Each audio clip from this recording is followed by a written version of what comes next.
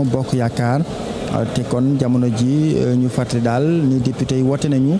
ci téeméer ak juróom fukk yi nga xam ne ñoo nekk fii ci assemblée bi téeméer ak ñeent fukk ak juróom benn teew nañu kon ñoom ñëpp woote nañu jamono ji nag ñu ngi def dépouillement maanaam càmbar li nga xam ne moo nekk ci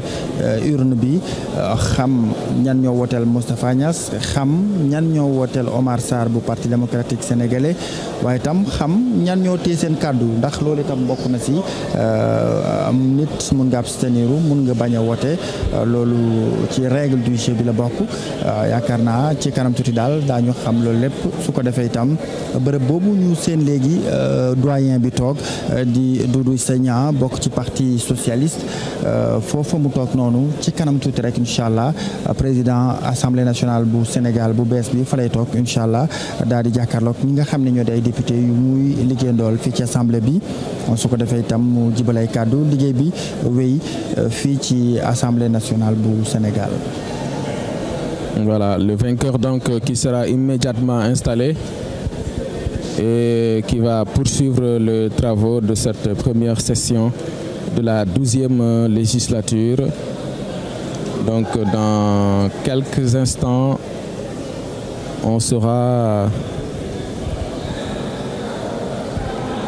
qui est effectivement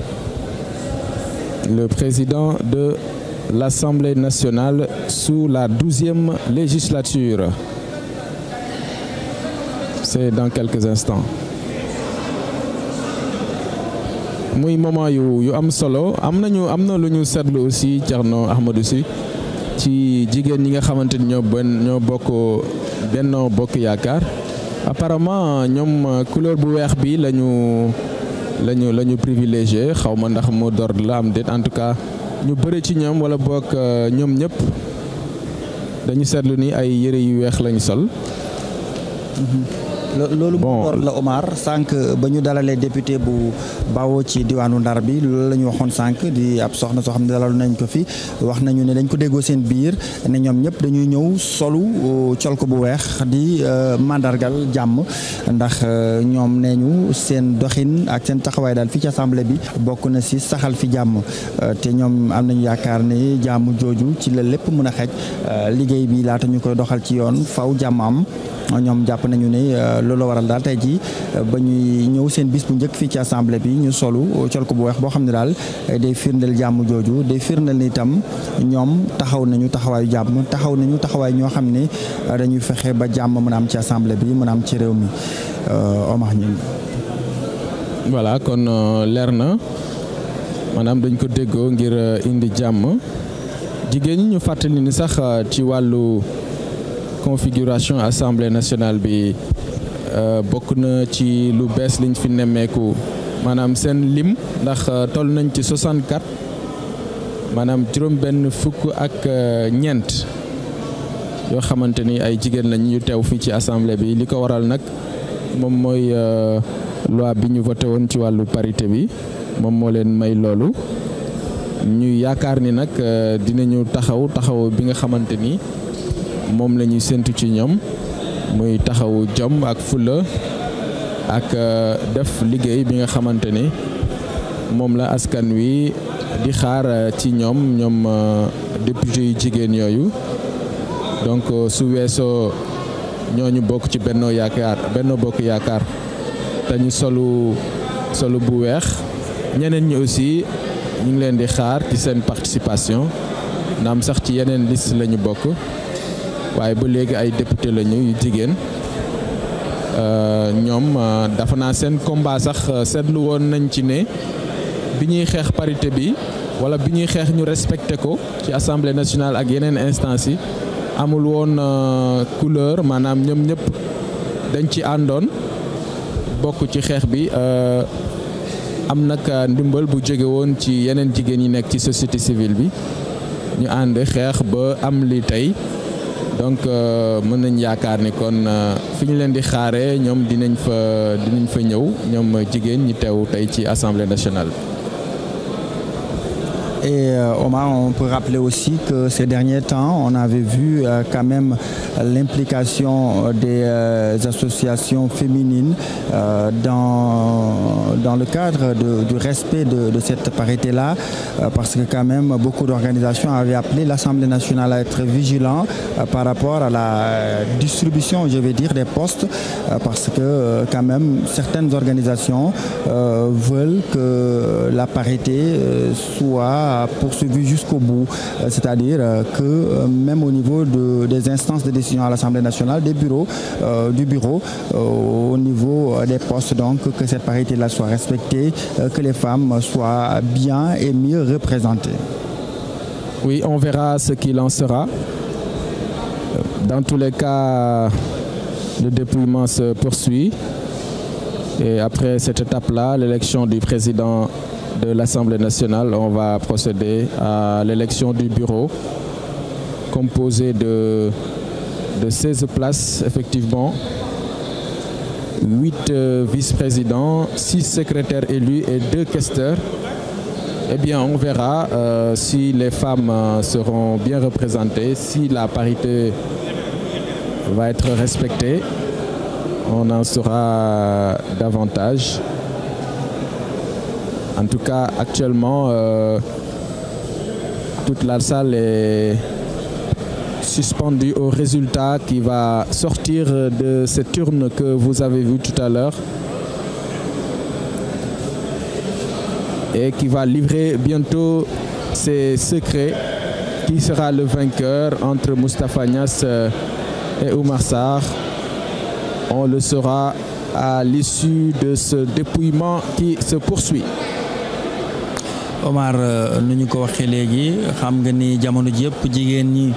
ñu ngi yëkkati ay kàddu di wax ne parité bi donte respecté nañ ko ci élection législative yi dañu war a def taxawaay boo xam ni daal parité boobule dañ ko respecté ci biir assemblée nationale maanaam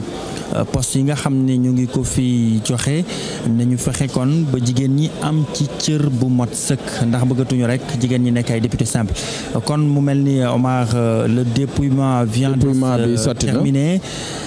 D'un moment à l'autre on saura les résultats.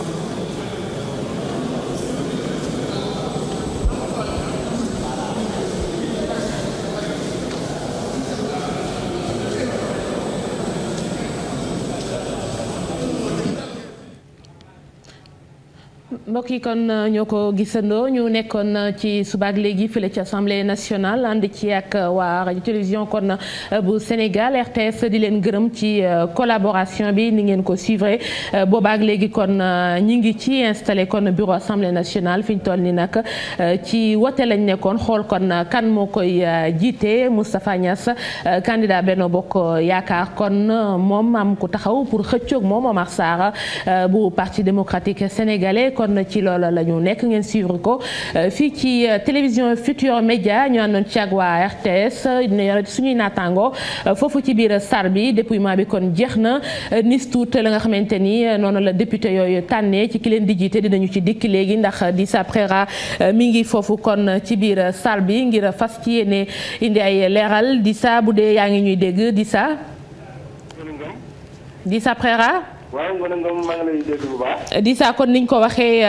daal nañuy compter xob yi ci député yi diggante Moustapha Niasse ak Oumar Sarr la ñuy xool waxtu wi kan moo jiite yaa ngi ci biir salle bi kon. allo Ngoné Ngom xam naa ne fi mu ne nii ñu ngi dégg kàddu yi kàddu yi mën nañu ko Moustapha Niasse moom moo gagné vote bi fi mu ne nii vraiment assemblée bi fees na gën a ay nit waaw dégg nga ko comme mu wax Moustapha xëy na mu mën a gis ci ambiance alors Ngoné Ngom. waaw Dissa. waaw Ngoné Ngom mel na ni Moustapha Niasse moo mujj jëm ndam na ci kaw Oumar Sarr bu parti démocratique sénégalais mën nañu wax nag vraiment vote bi lu loolu lu seere lool vraiment ndax li ñu gisee waa Benno Bokk Yaakaar taxawee tey ni ñëwee tey daf mel ne dañoo amoon pas-pas vraiment pas-pasu xol kii di Moustapha Niasse ñoom ñëpp dañoo ànd ak dal voté ci tey seen teeg bakkan vraiment mais mën nañu wax ne kii jiite tamit président bi tey di Doudou Issa Niasse moom mu ngi yegg si à 13h45 moom mooy fi ñu toll nii moom mooy doyen des députés yi moom mu ngi yegg si à 13h45. Dissa Préra kon ñu am ay jafe-jafe ci wàllu son bi ni ngeen ko séenee jóg na kon Moustapha Niasse la ñu tànn moom mooy doon président assemblée nationale ci 12e législature boobu gannaaw bu ñu ko tànnee kon doon xëccoo ak Omar Sarr mel na ni jël na ndam li kon ci candidat bu parti démocratique sénégalais moom Moustapha Niasse moom moo fas yéene jiite kon assemblée nationale bi gannaaw élection président bi danañu jublu nag ci élection bureau bi kon fukki place ak juróom benn ñu lëkkaloo ji kon nag waa radio télévision RTS kon ngir loola xew ci assemblée nationale dara bañ leen cee ump RTS kon na voilà 106 117.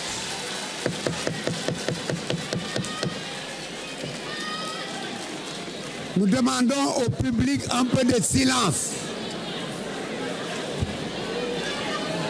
Merci.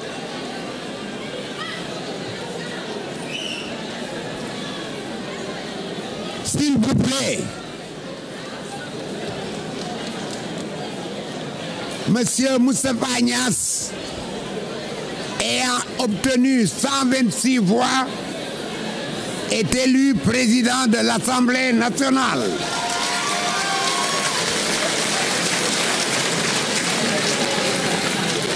Je rappelle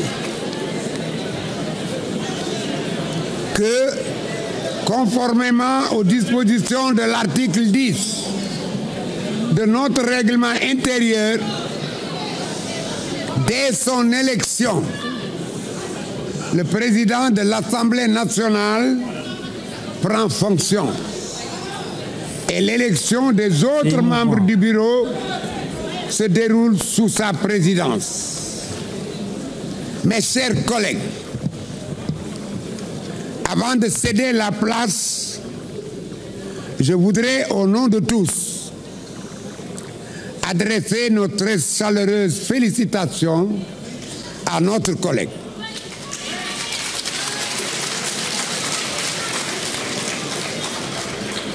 Sa grande expérience de la gestion des affaires d'État, son dynamisme et son efficacité contribueront sans nul doute à donner à notre Assemblée une impulsion nouvelle